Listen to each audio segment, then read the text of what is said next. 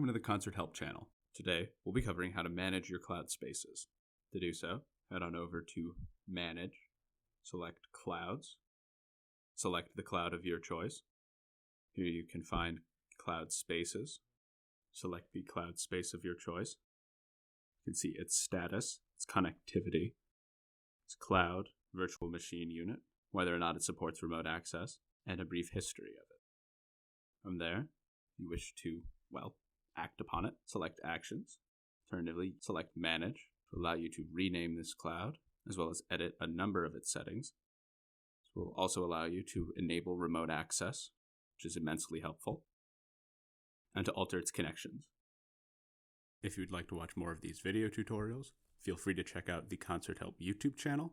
Alternatively, you can visit the Concert Help site. And as always, the relevant links are in the video description down below. In the meantime, I hope you found this video helpful, and thank you for using Concert.